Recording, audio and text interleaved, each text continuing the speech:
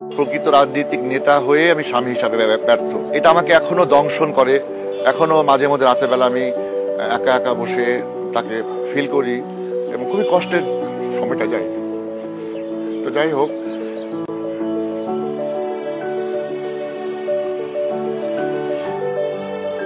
আমাদের ২৬ বছরের সংসার জীবনে আসলে আমার মনে হয় না যে আমরা ২৪ ঘন্টার ভিতরে ৩-৪টা মানে ঘুমের সময়টুকু বাদ দিলে বাকি সময়ের মধ্যে যে সময়টুকু আমরা জেগেছিলাম তার ভিতরে ২-৩ ঘন্টা একসাথে কথা বলেছি, এরকম সময় পাইনি। কখনো কখনো ছুটি পেয়েছি, বিশ্ববিদ্যালয় থেকে হয়তো যাইনি বা করিনি। বিশ্ববিদ্যালয় থেকে তখন আমি ৯৩ সাল থেকে আস্তে আস্তে সরে আমি বিজনেস লাইফে চলে আসছি, বাট শহরে রাজনীতির ইনভলভ হচ্ছি। রাত্রি ১০টার পরে হয়তো সময় হতো, তখন হয়তো তাকে নিয়ে পদ্মার ধারে যেতাম বা কোথাও ঘুরতে যেতাম। তার বাইরে ঘোরার খুব শখ ছিল, একসাথে আমরা ঘুরবো, এই দেশ ঘুরবো ওই দেশ ঘুরবো, এরকম শখ ছিল। কিন্তু আমার মনে হয় যে একটা রাজনৈতিক জীবনের রাজনৈতিক নেতার সন্তান বোধহয় থাকতে হয় না, স্ত্রী থাকতে হয় না, কারণ তাদেরকে রাজনৈতিক নেতারা কিন্তু জনগণের সম্পদ হয়ে যায়। একটা স্ত্রীর যে স্বামী, এটা জনগণ বুঝতে চায় না, ফিল করতে চায় না।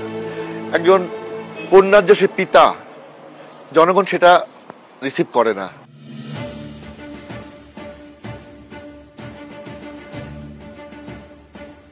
কখনো রাজনীতিতে আসবো এটা আমাদের ভাবনা চিন্তার ভিতরে ছিল না। কখনো রাজনীতিতে নেতা হিসেবে আবির্ভূত হব এই স্বপ্ন দেখতাম না। আমাদের পরিবার ছিল একাডেমিক পরিবার। আমাদের দেশ শিবগঞ্জ, সে ছোটবেলা সেখানেই কেটেছে। আমি এবং আমার বোন, ইমিডিয়েট ছোট বোন, তারা ওখানেই আমরা মানুষ হয়েছি। ওখানকার স্কুলে আমি প্রথম পড়াশোনা করেছি। পরবর্তী পর্যায়ে আমি রাজশাহী কলেজ স্কুলে ভর্তি হই ক্লাস 4-এ, এবং এইভাবে রাজশাহীর পরিবেশেই মানুষ হয়েছে। আমাদের আগে রেশমপট্টিতে বাসা ছিল, ছোট্ট 2 রুমের বাসা। সেখানে আব্বা আম্মা, আমি, আমার ভাই বোনরা, ছোট ছোট ভাই বোনরা থাকতাম। স্কুলে যেতাম, কলেজ স্কুলে পড়তাম। ওখানে নির্দিষ্ট রুটিনের মাধ্যমে পড়াশোনা করতে হতো। বিকালবেলা পার্শ্ববর্তী মাঠে ফুটবল খেলতাম। তারপরে ছোটবেলায় বদন খেলা বলতো, ওই খেলা খেলতাম। কখনো কখনো ক্রিকেট খেলা খেলতাম। ভালো ক্রিকেটার ছিলাম না, ভালো বল করতে পারতাম, কিন্তু ব্যাটে ভয় লাগতো। যাই হোক, এইভাবেই অনেকটা সময় কেটে গেল। ম্যাট্রিক পাস করলাম কলেজ স্কুল থেকে, পরে ডিগ্রি কলেজে ভর্তি হলাম। এবং সেই সময়ও আমাদের ছাত্র রাজনীতি তখন শুরু হয়নি। আমার পরিবারের ভিতরে রাজনীতির কোনো ছোঁয়া ছিল না, রাজনীতির কোনো বাতাস ছিল না। কিন্তু বন্ধু বান্ধবের সাথে বসতে বসতে এবং রিজভি আহমেদের সাথে কথা বলতে বলতে এক সময় আমাদের আরেকজন বন্ধু শাহিন, সেও রাজনীতিতে কিছুটা ইনভলভ ছিল। তো ওই আবহাওয়াতে, ওই সময়কার যে তৎকালীন শাসকের প্রতিক্রিয়াতে আমার ভিতরেও সেই জিনিসটা জাগ্রত হতে শুরু করলো, এবং জিয়া রহমানের প্রতি একটা অবচেতন মনে একটা ভালোবাসা তৈরি হলো। এবং ইউনিভার্সিটিতে এসে প্র্যাকটিক্যাল করার, তখন আমি অনার্স থার্ড ইয়ারে উঠলাম। তো তখন এরশাদ বিরোধী আন্দোলন চলছিল, ব্যাপক আন্দোলন চলছিল। আমি ক্যাম্পাসে তখন এরশাদ বিরোধী আন্দোলনে জিয়া রহমানের যে মৃত্যু হলো, যে নৃশংস হত্যাকাণ্ড হলো 81 সালের 30শে মে, সেই হত্যাকাণ্ডকে আমার হৃদয়কে অনেকখানি রক্তাক্ত করেছিল। আমি খুবই বিক্ষুব্ধ হয়েছিলাম, এবং সেই বিক্ষুব্ধ জায়গা থেকে রাজনীতির পরিমণ্ডলে এই দেশ, এই জাতি, এই স্বাধীনতাকে রক্ষার জন্য আমার একটা যে ভূমিকা আছে, এটা মনে মনে আমি তাগিদ অনুভব করলাম। এবং সেই তাগিদ থেকেই আমি বিশ্ববিদ্যালয়ের রাজনীতিতে সক্রিয় হলাম। রাজনীতিক নেতার জীবনে স্ত্রীর প্রতি যে সময়কাল, তার সন্তানের প্রতি যে সময় দেওয়া, তাদের প্রতি যে একটা পারিবারিক জীবন পালন করা, সেটা আমার ভাগ্যে হয়নি। সেই জন্য আমি নিজেও স্বীকার করি যে আমি একজন ভালো পিতা না, আমি একজন ভালো স্বামী না, আমি একজন ভালো অভিভাবক হওয়ার চেষ্টা করেছি, যতটুকু চাহিদা পূরণ করা দরকার করেছি।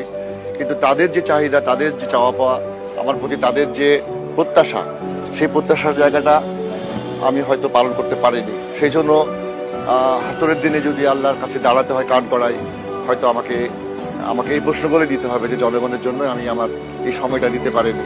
এর জন্য যদি শাস্তি পেতে হয়, আমাকে ব্যর্থ পিতার শাস্তি পেতে হবে, আমাকে ব্যর্থ স্বামীর শাস্তি পেতে হবে।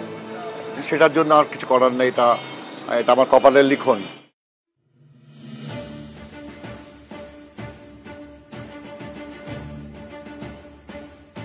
একটা ক্লাস 9-এর একটা মেয়ে যখন আব্বার সাথে বিয়ে হয়, সেই মহিলা পিএইচডি, ডাবল MA করে 5 সন্তানকে জন্ম দিয়ে একটা একজন প্রফেসর হয়েছিলেন, যার থিসিস ছিল political psychologist, political student activism and political unrest in subcontinent. এই পলিটিক্যাল এটাই আমি যখন আমি এবং রিজভি যখন থাকতাম, আমার সাথে একসাথে আমরা থাকছিলাম, তখন তার আমার কাছ থেকে এই লার্নিংগুলো আমরা নিয়েছি, শিখেছি how to behave with a people, এবং হিউম্যান সাইকোলজি সম্পর্কে তিনি আমাদেরকে অনেক শিক্ষা দিয়েছেন, যার কারণে মানুষের অনেক জিনিস আমরা বুঝতে পারি। আমি স্টাডি করলে কিছুদিন মিশলে তার ভিতরে কিছুটা জিনিস হলো বুঝতে পারি, যদিও একটা মানুষকে সারা জীবন স্টাডি করলেও বোঝা সম্ভব না। একজন স্বামী স্ত্রী 100 বছর যদি বসবাস করে, তাও স্ত্রীর গভীর মনের ভিতরে কি আছে জানতে পারবে না, কিছু যারা বাকি থাকবে। স্বামীরও তাই, এতই রহস্যময় মানুষের জীবন। কিন্তু তারপরেও একজন রাজনৈতিক নেতা হিসাবে যেটুকু বিজ্ঞান ভিত্তিক শিক্ষার যে সাইকোলজি আছে, মনস্তত্ত্ব সাইকোলজি, সেটা কিছুটা হলো আমি বুঝতে পারি। তবে আমি চেষ্টা করি যতটা সম্ভব নিজের প্রতিক্রিয়াকে কম ব্যক্ত করতে, এটাকে ধারণ করতে, এবং হাসি মুখে সবার সাথে মিশতে। তো এইভাবেই আমার রাজনৈতিক জীবনটা আজকে এই পর্যায়ে এসেছে।